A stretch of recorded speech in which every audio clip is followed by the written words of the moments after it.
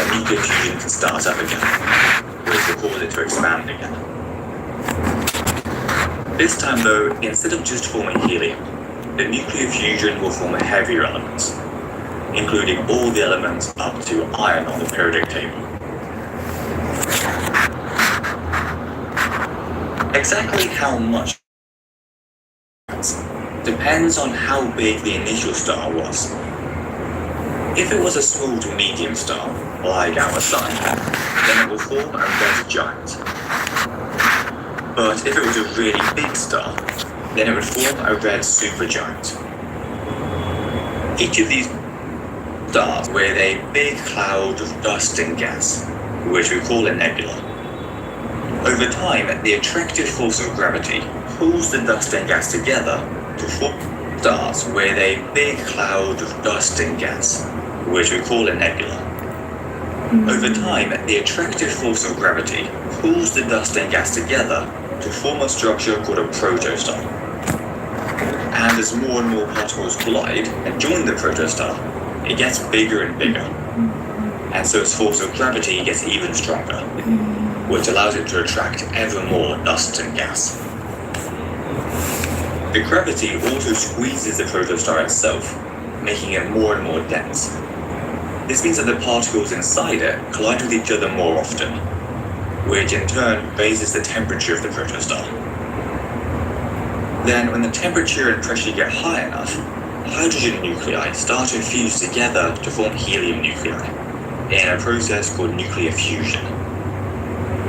This gives out huge amounts of energy, which keeps the core of the star hot. And it's at this point that we call it an actual star, or more precisely, a main sequence star.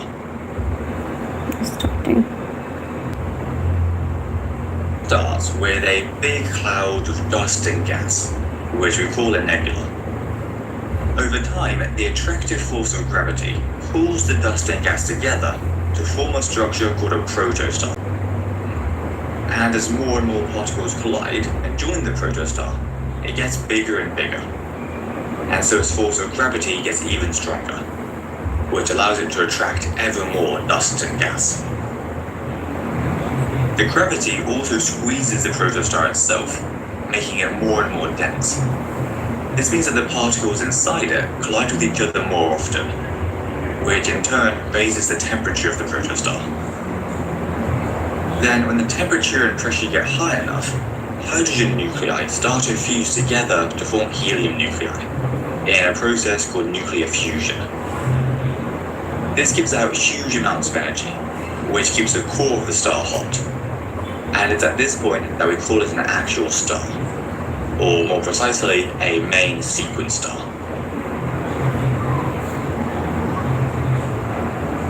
So that's how the main star is formed.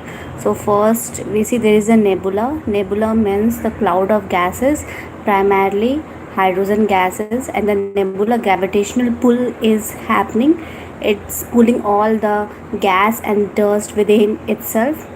Then due to increase in temperature, the nebula forms into protostar. This is not a star, this is just a protostar. And then in protostar again there is increased gravitational pull and increased energy, and the energy increases that much that thermonuclear reaction starts, that is 10 million degrees Celsius. And when the thermonuclear reaction starts, the hydrogen turns into helium, and when the hydrogen turns into helium, nuclear fusion starts and the energy increases, and that's how the star is formed, and it emits radiation and visible light. So we'll see what happens now. The star is formed. Now thermonuclear reaction is happening. So there will be a time when the thermonuclear reaction or the energy will decrease, and then we'll see what will happen to star after that. While it's a main sequence star, the outward pressure caused by all of that energy that's being released by nuclear fusion is perfectly balanced by the inward pressure caused by gravity. This allows for a long stable period that can last for billions of years. And it's this stage that our sun is currently in. At some point, though, the star will start to run out of hydrogen, Okay, which remember is Pranjal. effectively its fuel. You don't need to worry about the details, but basically this means that the star won't be able to do any more nuclear fusion. And so the inward pressure of gravity takes over and contracts the star into a small ball until it's so hot and dense that nuclear fusion can start up again, which will cause it to expand again. This time though, instead of just forming helium, the nuclear fusion will form heavier elements, including all the elements up to iron on the periodic table. Exactly how much the star expands depends on how big the initial star was. If it was a small to medium star, like our Sun, then it will form a red giant. But if it was a really big star, then it would form a red supergiant.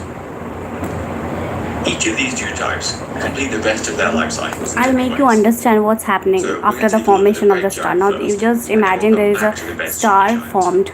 So we'll see what happens after the formation of the star. Like the sun is a After a star. relatively short time, the red giant becomes unstable and expels its outer layers of dust and gas.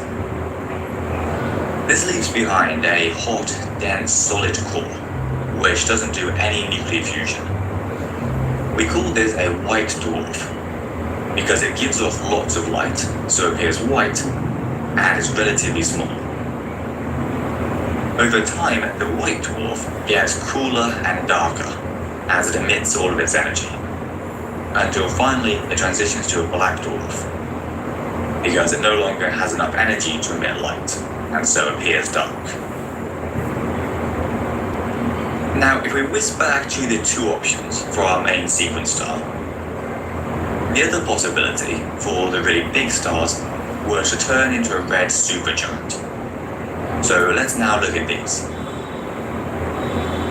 Red supergiants actually start to shine brightly again as they undergo even more nuclear fusion. After passing through several cycles of expansion and contraction though, they eventually explode in something called a supernova, which forms elements even heavier than iron that get ejected all across the universe. What happens next, again, depends on how big the star was. If it was just very big, then it will condense into a very dense core. Now I will explain you. Now star has been formed. So what happens? Nuclear reaction is taking place, right? At the outer part of the star, and in the star the gravitational pull is happening, but with time we'll see that there is an increase in gravitational pull and the nuclear reaction is decreasing. So when there is a disbalance between gravitational pull and the nuclear reaction, the outward part of the star expands and it forms into red giant star. Now I read giant star. Now I don't know you guys have heard about Chandrasekhar limit or not.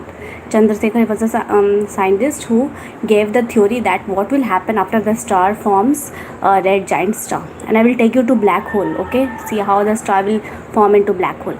So after the red giant star has been formed, so if this red giant star, if it is up to the size of the sun, that is 1.44 times the size of the sun, then it will form planetary nebula, like the earth. It is said that the planetary nebula forms a planet. Okay, it will form planetary nebula, and it can also form black dwarf star, that is the white dwarf star and the black dwarf star. In the white dwarf star and the black dwarf star, the nuclear reaction will be low. So if it is above 1.44 times the size of the sun, it is very much bigger than our own sun, the star, then it will explode. There will be supernova explosion. So after the supernova explosion,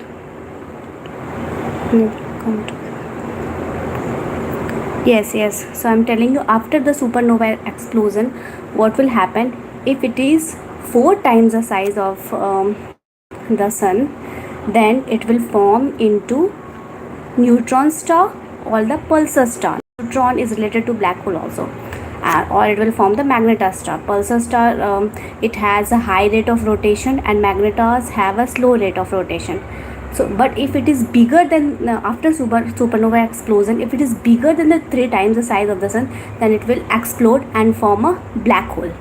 And this is where when we reach back to the evolution of the universe, singularity, and that's where the concept of the black hole comes in, where there is a high amount of gravitational force and very low energy. Did you understand?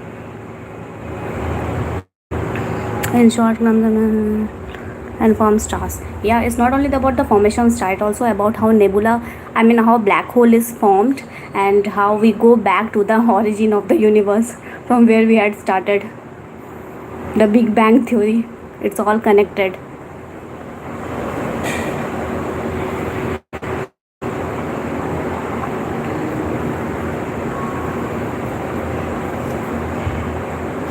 Please let me know if you understood or not. Called a neutron star. However, if the star was absolutely massive, then it might collapse in on itself and become a black hole. The reason we call them black holes is because they're so dense that their gravity is able to pull in any light that passes nearby, which means that they literally appear as empty So again, I'll spaces. try to explain. So the star is formed, all the gases and temperature increases and star is formed. But after that, when the star is formed, energy is there, gravitation is there in the star, but the energy will decrease now with time. It will not. Okay, so I'm back. The fuel of the star will get over with time. Then what will happen? It will become big. It will become a red giant star because the fuel is over. But when the fuel gets over, the gravitational pull increases. So what happened if it is the size of the sun, this red giant star, where after the fuel is over, if it is of the size of the sun, that is 1.44 times of the size of the sun, then it will form dwarf star, that is a very small white color star. So it does not have nuclear reaction, it is a cold star, or it will form the white dwarf star or the black dwarf star. But if it is bigger than the sun, okay, if it is 1.44 times, this is a number Chandrasekhar has given, if it is 1.44 times bigger than the sun, then what will happen? It will again explode.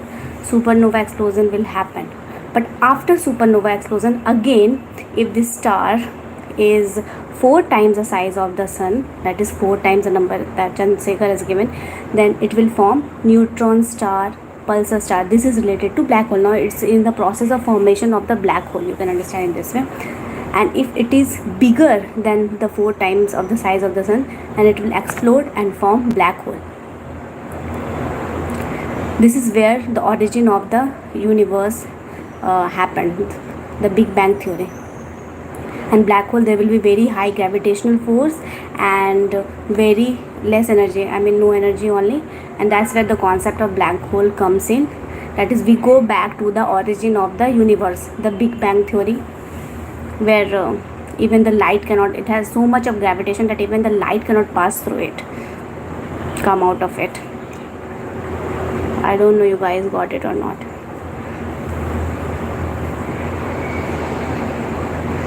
So it is all about how stars forms black hole.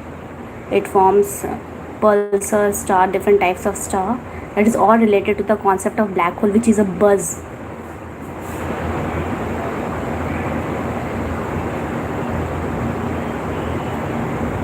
In astronomy.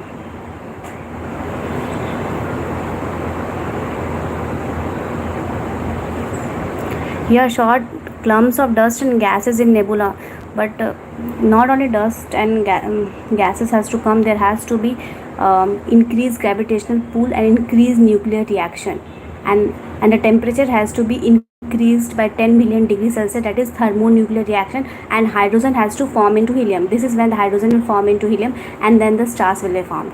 And after the stars form, the energy will decrease, then it will explode, and all such things will happen. It is also said that the sun will also explode. It will form into a red giant star, and it will incorporate all the planets within itself till Neptune.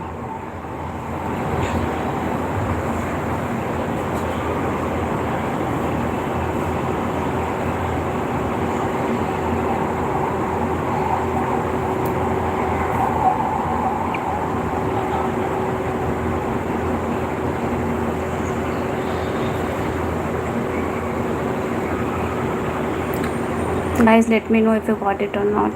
Not sure. Or any holes in the universe where no light is ever emitted.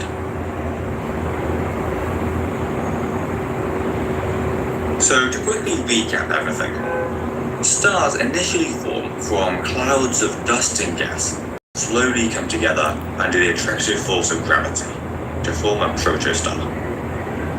When the pressure and temperature get high enough, nuclear fusion takes off, and we transition to a main sequence star. After a long time, often billions of years, the star exhausts its hydrogen supplies and becomes either a red giant if it's a small to medium size, or a red supergiant if it's a big star. The red giants throw off their outer layers to reveal a hot, dense core that we call a white dwarf, which then cools to become a black dwarf. Meanwhile, the red supergiant explodes in a supernova, ejecting heavy elements across Guys, the let me know universe. if you understood or not.